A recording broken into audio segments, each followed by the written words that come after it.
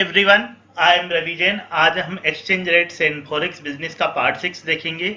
Last part में हमने समझा था कि रेडी और कैश रेट क्या होता है, टर्म रेट क्या होता है, स्पॉट रेट क्या होता है, फॉरवर्ड रेट क्या होता है। ये टाइप ऑफ एक्सचेंज रेट जब एप्लीकेबल होती है इसको समझा था। इसी जो इनके रेस्पेक्ट में हमें एक चीज समझनी है वो है स्पॉट रेट। जो स्पॉट रेट है उसका जो भी जनरली अगर आपको कुछ मेंशन नहीं किया जाएगा तो जो भी रेट है वो क्या कहलाएगी, स्पॉट रेट रहेगी। और उसका जो मतलब जो जैसे मान लो कि मान लो आपको कोई भी वेबसाइट पे आप रेट देख रहे हो करेंसी एक्सचेंज की एट ए टाइम, वो कौन सी रेट है, स्पॉट रेट है। और उसका मतलब यह है कि उसका जो बैंक, मान लो कि आपने स्पॉट रेट से मान लो कि 500, फॉर एग्जांपल आपने किसी वेबसाइट पे देखा और फॉरेन एक्सचेंज बेस वाली वेबसाइट पे, किसी भी वेबसाइट पे, और आपने देखा और मान लो कि आपने कोट है $1 बराबर 70 रुपीज। आपने देखा किसी भी टाइम, फॉर एग्जांपल 11 PM पे देखा, और ये जो या 11 AM पे देखा, ये जो रेट है ये कंटिन्यूसली चेंजिंग हो सकती है, ये पूरे डे में तो इसका ये मतलब है कि अगर आप बैंक से मान लो $500 अगर आपको परचेज करने हैं तो बैंक या $500 परचेज करने हैं तो बैंक आपके अकाउंट से $500 इंटू 500 रुपये डिडक्ट करेगा। हो सकता है कि 12 AM पे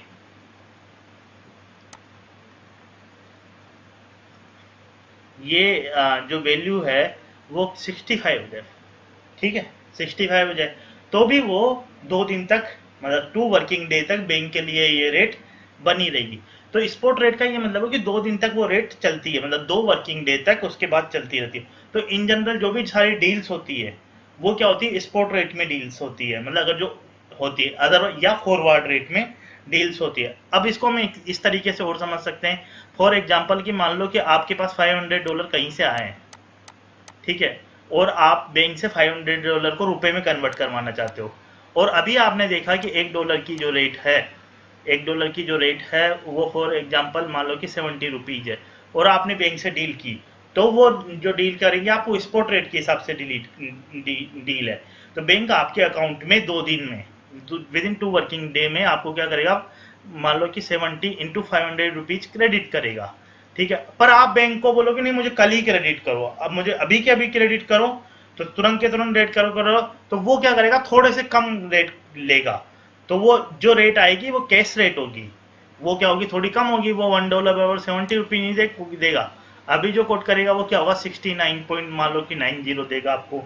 या आप उसको बोलो कि कल करो मुझे, मतलब जो नेक्स्ट वर्किंग डे पे ही करो, तो हो सकता है कि वो आपको तब आपको 69.95 कर दे, ठीक है। तो आपको ये कंसेप्ट समझ में आना चाहिए। तो जब भी मान लो कि आपको स्पॉट रेट बोल रहे हैं तो इसका मतलब ये कि 2 दिन तक वर्किंग डे में, 2 वर्किंग डे में उसका ट्रांजेक्शन होगा। पर जो स्पॉट रेट का मतलब है कि जो इमीडिएटली आपको डिस्प्ले हो रही है वही रेट है, जो अभी करंट में जो आपको इन जनरल जो सारी रेट्स हैं वो कौन सी रेट होती हैं, स्पॉट रेट होते हैं। और टॉम रेट या जो अपनी रेडी वाली जो रेट है वो जनरल दोनों इससे कम होगी, ठीक है, स्पॉट रेट से कम होगी रेट, क्योंकि उसमें क्या होगा, करेंसी डिस्काउंट पे होगी, क्योंकि आपको कम पैसे देने पड़ेंगे, तब कम पैसे मिलेंगे अगर मान लो $500 के बदले आप लेना चाहते हो। तो क्लियर है कंसेप्ट। तो ये स्पॉट रेट का कंसेप्ट है। ये क्योंकि ये मैं कंसेप्ट इसलिए बता रहा हूँ क्योंकि अगर आप ये कंसेप्ट समझेंगे इसकी बेस पे न्यूमेरिकल आएंगे आगे जो आपको हेल्प करेंगे। अब हम जो फॉरवर्ड रेट है, स्पॉट रेट मान लो कि जो भी स्क्रीन पे डिस्प्ले हो रहा है, कोई भी आप कोई भी वेबसाइट पे देख रहे हैं, थॉमस रिक्रूटर या कोई भी फॉरेक्स वाली वेबसाइट पे देख रहे हैं, कहीं से भी आप फॉरेक्स की रेट देख रहे हैं, तो अगर मान लो कि आप, हो सकता है कि आप पेमेंट आज नहीं कर पा रहे हो, मतलब आज डील है वो 2 वर्किंग डेज में पेमेंट करना हो तो ठीक है, पर मतलब जो डील है वो आज की रेट पे नहीं, आपको आफ्टर सम टाइम अगर आप उसको करना है 2 वर्किंग डे के बाद, मान लो कभी भी करना है, तो जो फॉरवर्ड रेट है वो क्या होता है, स्पॉट रेट का फंक्शन होता है। और उसमें क्या होता है कि जो फॉरवर्ड मार्जिन है वो ऐड किए जाते हैं जब भी करेंसी का फॉरवर्ड कॉन्ट्रैक्ट हो। और ये आपको देखना है कि ये जो अभी हम कॉन्ट्रैक्ट्स देख रहे हैं फॉरेक्स, जो मतलब कि फॉरेन करेंसी का कॉन्ट्रैक्ट देख रहे हैं इंडिया के हिसाब से, या करेंसी का कॉन्ट्रैक्ट देख रहे हैं, हो सकता है कि ये जो फॉरवर्ड कॉन्ट्रैक्ट है ये करेंसी के नहीं, ये किसी और कम्युनिटी के लिए भी हो सकते हैं, जैसे ऑयल हुआ जिनकी भी ट्रेडिंग होती है, शेयर हो सकते हैं, ऑप्शंस हो सकते हैं, फ्यूचर्स हो सकते हैं, किसी भी टाइप के जो उस इस टाइप की जिनकी ट्रेडिंग होते हैं वो चीज़ हो सकती है। तो केवल करेंसी ही नहीं, कुछ भी हो सकता है। तो इसमें क्या होता है कि जो फॉरवर्ड रेट है, spot rate plus premium, forward rate बराबर spot rate minus discount. For example मान लो कि $1 बराबर INR 70 रुपीज है, और $1 बराबर INR 70 1 मंथ फॉरवर्ड। मान लो कि फॉर एग्जाम्पल अभी आपका जो मंथ है अगस्त, आज की डेट में आपने ये देखी, और सितंबर की फॉरवर्ड रेट ये है, ठीक है, 1 मंथ फॉरवर्ड रेट ये है। तो इसका मतलब ये हुआ कि इसमें क्या हुआ कि जो एक जो डॉलर वाली करेंसी है वो क्या है, प्रीमियम पे, मतलब वो जो बाद में क्या होगा तो और ज़्यादा प्रीमियम पे होगी, और जो रुपी है वो किस में रहेगा, डिस्काउंट में रहेगा। आपको लग रहा हो कि रुपी की ऐसे बढ़ रहा है, ऐसे नहीं देखना है। $1 है, वो पहले तो 70 रुपीज के ही बराबर था, अब $1 किसके बराबर हो गया, 71 रुपीज के बराबर हो गया, मतलब $1 ज्यादा कंटेन अमाउंट कर रखा है। तो ये जो डॉलर है वो प्रीमियम पे होगा, और INR किस पे होगा, डिस्काउंट पे होगा। तो ये जो फॉरवर्ड मार्जिन होता है वो किस पे डिपेंड करता है, वो डिपेंड करता है दो फैक्टर्स पे। एक होता है जो मेन फैक्टर ये है, इंटरेस्ट रेट डिफरेंशियल, दूसरा है demand and supply of the currencies, ठीक है। फॉर इंटरेस्ट रेट डिफरेंशियल का मतलब क्या है कि फॉर एग्जांपल मान लो $1 बराबर 70 रुपीज है, और मान लो कि डॉलर में इंटरेस्ट मिल रहा है।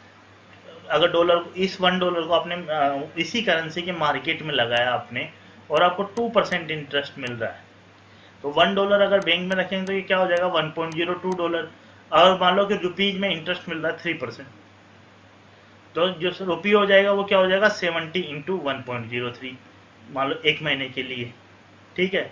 तो जो $1 है वो बराबर क्या हो जाएगा, 70 × 1.03 अपॉन 1.02।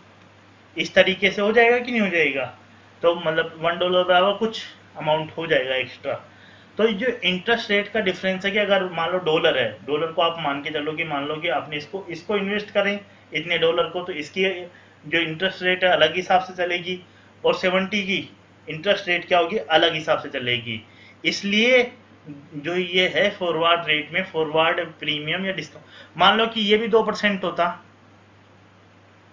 तो ये क्या हो जाता, 1.02, 1.02 और 1.2, तो $1 बराबर क्या रहता, 70 रहता। अगर दोनों की दोनों करेंसी का जो ब्याज है, $1 को यूएसए में किसी बैंक में उन्होंने मान लो के पास $1 या $500 को डाले, उनमें जो ब्याज की दर है और जो अपने 70 रुपीज है उसके ब्याज की दर, रुपए की ब्याज की दर है, यूनिट रुपए की ब्याज की दर, इंडिया में दोनों बराबर है।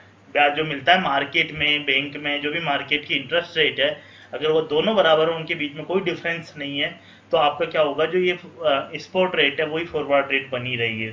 तो इंटरेस्ट रेट डिफरेंशियल के कारण क्या होता है, हमारे पास क्या होता है कि जो प्रीमियम या डिस्काउंट की बात आती है, ठीक है। अब आप इससे ये भी ऑब्जर्व कर सकते हैं कि अगर मान लो कि इसकी इंटरेस्ट रेट 2% है और इसकी 3% है, अगर $1 जो ये हो जाएगा $1.02, और ये डॉलर को हम ऐसे इंडिकेट करते हैं, और जो INR है मान लो कि वो है 70 रुपी, वो हो रहा है 1.03 रुपी, ठीक है। तो इसको अगर वापस से करेंगे तो क्या हो जाएगा, डॉलर बराबर 70 × 1.03 अपॉन 1.02। तो जो डॉलर है, जो प्रीमियम पे रहना है, उसकी इंटरेस्ट रेट क्या है, कम रहनी चाहिए, उसकी जो इंटरेस्ट रेट है वो कम होगी, और जो डिस्काउंट पे रहेगी करेंसी उसकी इंटरेस्ट रेट क्या होगी, ज़्यादा होगी। इसके बेस पे भी क्वेश्चन आ जाते हैं, ठीक है। तो यह भी आपको ध्यान रखना है। तो मेन पर ये आपको ये ध्यान रखना है कि इंटरेस्ट रेट का डिफरेंशियल। दूसरा क्या होता है, डिमांड और सप्लाई। मान लो कि किसी वजह से कि रुपए की डिमांड बहुत ज़्यादा बढ़ गई हो, मान लो कि कुछ ऐसी कंट्रीज है, फॉर एग्जांपल अभी हमारा कोविड सिचुएशन चल रही है, और ऐसे एक ऐसी चीज़ है, मान लो कि वैक्सीन इंडिया ने बना ली, तो हो सकता है कि इंडिया वाले जो हैं हमारे, हम लोग जब एक्सपोर्ट करेंगे तो हम बोलेंगे रुपए में पेमेंट करो, ज़्यादा से ज़्यादा एक्सपोर्ट कर, अभी तो हम क्या डॉलर में पेमेंट लेते हैं ताकि हम डॉलर में चुका सके। अगर माने हमने बोला कि रुपए में पेमेंट करो और रुपए की डिमांड बहुत ज़्यादा बढ़ गई, तो उस केस में क्या होगा, जो रुपया है वो इतना डिस्काउंट में नहीं जाएगा जितना जा रहा होगा। तो ये डिमांड और सप्लाई पे भी ऑब्वियसली कोई भी करेंसी, क्योंकि करेंसी क्या है, करेंसी की रेट क्या, करेंसी एक वैल्यू है, उसको सोना समझो, डॉलर एक सोना समझो, जैसे हमने कंसेप्ट समझा था। तो उसकी डिमांड और सप्लाई पे क्या करेगी, उसकी जो उसकी रेट है वो डिपेंड करेगी। तो डिमांड और सप्लाई हो सकता है ना कि जो अभी डिमांड सप्लाई की सिचुएशन है वो हो सकता है एक महीने बाद नहीं हो। तो दोनों फैक्टर्स पे क्या डिपेंड करता है, फॉरवर्ड मार्जिन डिपेंड करता है। और इसके बेस पे हम एग्जांपल करेंगे तब आपके कंसेप्ट और अच्छे से क्लियर होंगे। क्लियर है यहाँ तक? अब हम कुछ पुराने क्वेश्चन ले लेते हैं जो आपके एग्जाम में आया है। एक क्वेश्चन हम ये लेते हैं कि a forward currency transaction is always at premium over the spot rate. ये तो नहीं बोल सकते, कभी हो सकता है। Delivery and payment must be made within 1 business day, नहीं। Calls for exchange in future of currency at an agreed rate of exchange. इसमें यह इंपॉर्टेंट बात है कि फ्यूचर के लिए हमने अभी से रेट एग्री कर ली, ये इसीलिए कॉन्ट्रैक्ट किया जाता है। हो सकता है कि अपन को थोड़ा आइडिया उसके हिसाब से अपन अभी रेट कर लेते हैं, और फ्यूचर में हो सकता है कि और प्रॉब्लम हो कुछ हो, पर हमको तो ये रेट पे एग्री, ये रेट देनी ही पड़ेगी। तो ये जो है सी, इसका आंसर होगा। सेट्स द फ्यूचर डेट, नहीं नहीं। डेट फॉरवर्ड कंसिडरेशन डेट हम sets the future must be made at unknown, unknown for spot exchange rate, unknown नहीं। तो इसलिए none of the above is correct. तो सी इज ऑप्शन इसमें correct option है। ठीक है, क्लियर है? ये हम पुराने क्वेश्चन ले रहे हैं या आपको कॉन्सेप्ट क्लियर करेंगे। और all the exchange rates quoted on the screen in pin और in print are for mention unless otherwise. तो वो कौन सी रेट होगी हमने समझा, न टॉम होगी, न केस होगा, न फॉरवर्ड होगा। क्या कौन सा ट्रांजेक्शन होगा, स्पॉट ट्रांजेक्शन होगा। क्लियर है? तो ये छोटे छोटे क्वेश्चन एग्जाम में आ जाते हैं, तो ये आपके बहुत काम आएंगे। ये सेम वही क्वेश्चन है। Due to vastness of market operating different zone most of the forex deals in generally are done, किसमें की जाती है, स्पॉट बेसिस पे, ना कि रेडी बेसिस पे। रेडी का मतलब तो हो गया कि आज के आज आपको पेमेंट करना पड़ेगा, तो रेडी आज के आज या आज के 1-2 दिन का टाइम दिया जाता है। तो ठीक है, तो आप हमेशा मान के चलो कि जो भी रेट है जनरल वो स्पॉट रेट है। ठीक है, अब कल की भी रेट निकालेंगे तो उसमें करस्पॉन्डिंग डाटा जोड़ेंगे फॉरवर्ड के लिए। ठीक है, उसका जो है सेटलमेंट बाद में होगा, इस तरीके से रहेगा। 2 दिन बाद की, 2-3 दिन बाद की जो रेट निकालेंगे वो इस तरीके से देगा। ठीक है, तो ये इसका आंसर भी क्या होगा। तो ये आपको, ये मैंने जो क्वेश्चन लिया ये कंसेप्ट समझाने के लिए लिया है कि vastness of market operating different zone most of the forex deal किस में की जाती है, स्पॉट बेसिस पे की जाती है। एक और हम क्वेश्चन लेते हैं आज के लिए।